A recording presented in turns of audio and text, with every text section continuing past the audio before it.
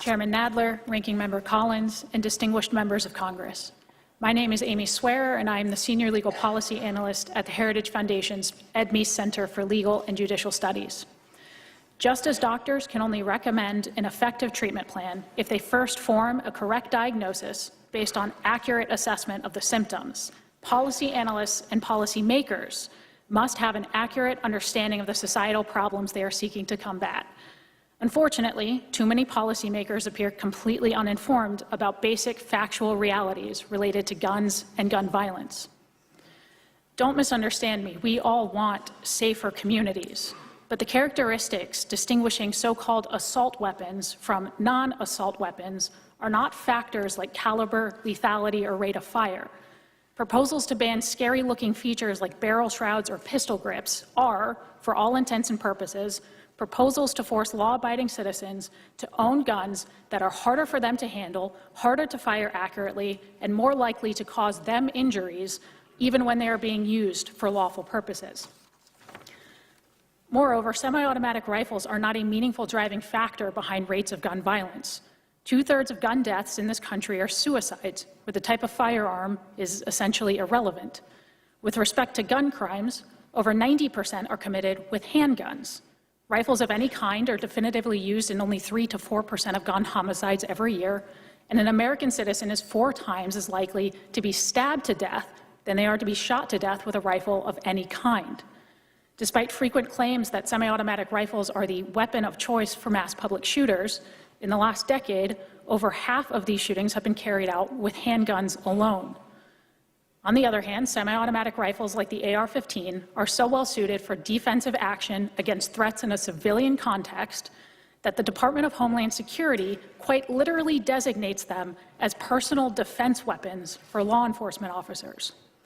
It is little wonder, then, that millions of law-abiding citizens in this country also choose these types of semi-automatic rifles as their own personal defense weapons.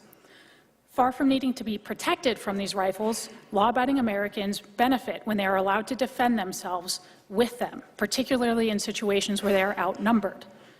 Just last week, a homeowner in Rockdale County, Georgia, relied on his scary-looking semi-automatic assault weapon to defend himself against 3 masked teens armed with at least 1 handgun who tried to rob him and other residents in their own front yard.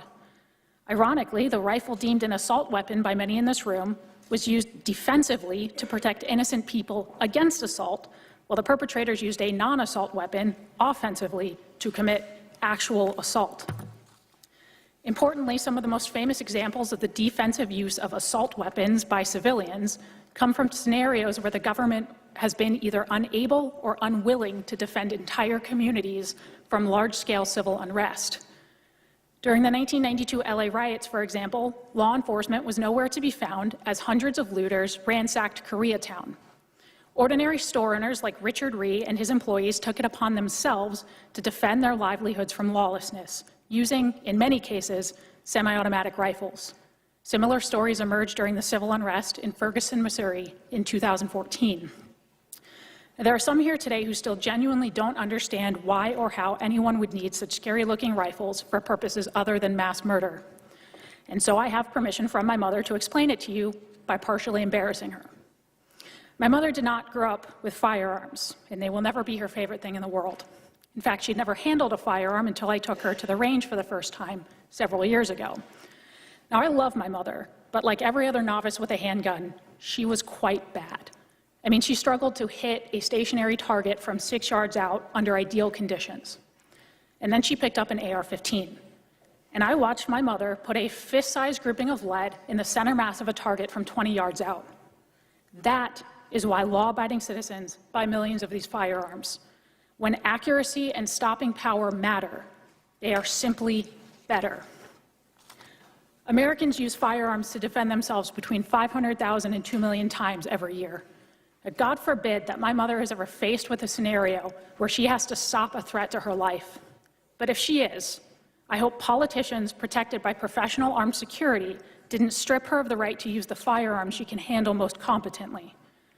Frankly, I hope she has in her hands the scariest-looking assault weapon she can find, so that we can both be confident in her ability to end the threat. Thank you.